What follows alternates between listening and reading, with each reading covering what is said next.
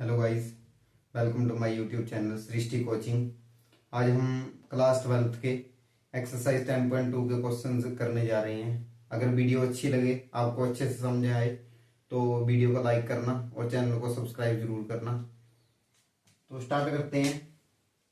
हमारे पास एक्सरसाइज 10.2 का फर्स्ट सम है, जिसके अंदर हमको क्या दिया है कि compute the magnitude of the following vectors. नीचे हमको 3 वेक्टर दिए हैं, ए वेक्टर, बी वेक्टर और सी वेक्टर। ठीक है, 3 हमें वेक्टर्स दिए गए हैं और इनका हमें मैग्नीट्यूड फाइंड करना है। ठीक है, सबसे पहले तो मैग्नीट्यूड का फॉर्मूला, जैसे कोई भी वेक्टर है, ये ए वेक्टर है, बी वेक्टर है, सी वेक्टर है। ठीक है, जो भी वेक्टर आपको गिवन है, जैसे ए वेक्टर का अगर मैग्नीट्यूड का सिंबल ये है।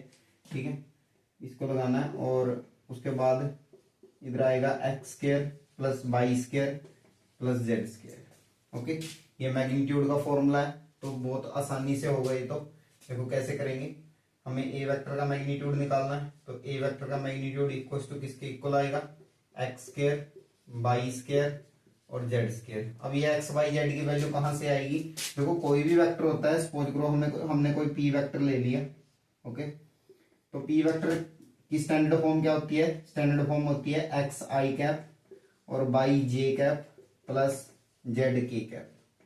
ये वाली इसकी स्टैंडर्ड फॉर्म होती है। ओके, तो यहीं से हमें एक्स वाई और जेड मिलने हैं। हमारे जो आगे जो नंबर्स दिए हुए हैं वही हमारा एक्स वाई जेड होगा। तो ए वेक्टर के अंदर देखते हैं, देखो इधर 1 है तो 1 स्क्वायर आया, इधर भी 1 है तो 1 स्क्वायर आया, इधर भी 1 है तो 1 स्क्वायर आया। तो 1 प्लस 1 प्लस 1 कितना आएगा, √3 यूनिट्स क्या हुआ, इसका मैग्नीट्यूड हुआ। ओके, ये तो हमारा फर्स्ट सम।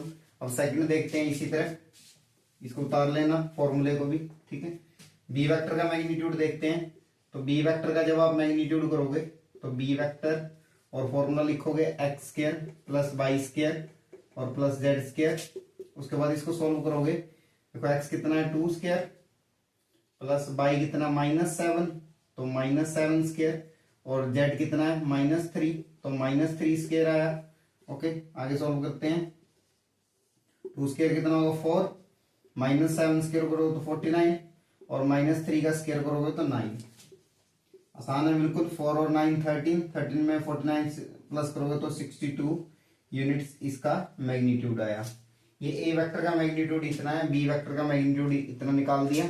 अभी सी वेक्टर का मैग्नीट्यूड निकालेंगे, उसके पहले ये आप अपनी नोटबुक्स पे नोट कर सकते हो। तो जब भी आप क्वेश्चंस को समझते हो, अगर ये क्वेश्चन की तरह बाकी क्वेश्चंस भी हों, अगर उसी तरह के क्वेश्चंस हों, तो अपने आप भी ट्राई करके देखा करो। उसके बाद वीडियो को पॉज करके या प्ले करके उसके बाद चेक किया करो कि आपने भी वैसे ही किया है कि जैसे मैंने करवाया था आपको। तो थर्ड क्वेश्चन करते हैं, उससे पहले इसको उतार लेना। थर्ड क्वेश्चन करते हैं हम। थर्ड क्वेश्चन में भी मैग्नीट्यूड फाइंड करना है सी वेक्टर का। तो सी वेक्टर का मैग्नीट्यूड देखते हैं, वैसे ही फॉर्मूला आएगा x square plus y square और प्लस जेड स्क्वायर।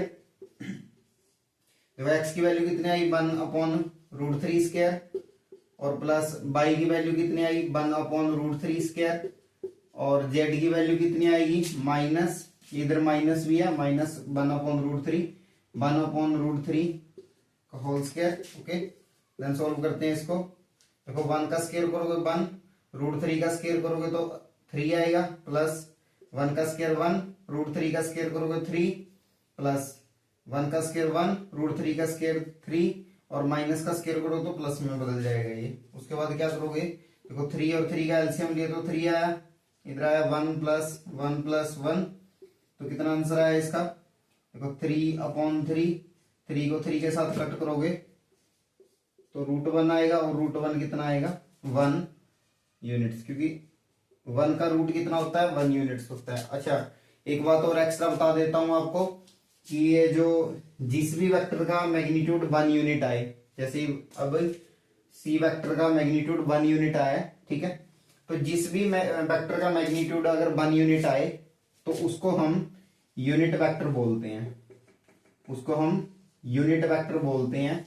और इस वेक्टर को जो सी वेक्टर है मींस जो भी यूनिट वेक्टर है जिसका मैग्नीट्यूड 1 आएगा, या फिर हमें वैसे ही पता होना चाहिए अब तो कि 1 मैग्नीट्यूड वाले यूनिट वेक्टर का मैग्नीट्यूड कितना होता है, 1 होता है। ओके, अच्छा यूनिट वेक्टर जो भी होगा उसको ऐसे भी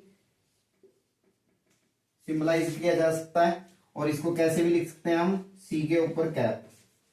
देखो ये सभी यूनिट वेक्टर हैं, ये आई कैप, जे कैप, के कैप, ये आई कैप बी यूनिट वेक्टर है, ये भी यूनिट वेक्टर है, ये भी यूनिट वेक्टर है। ठीक है, ये इंट्रोडक्शन में आपको बताया गया कि कैसे आई कैप और जे कैप और के कैप आता है, ये आपको इंट्रोडक्शन में पहले ही करवा दिया गया है।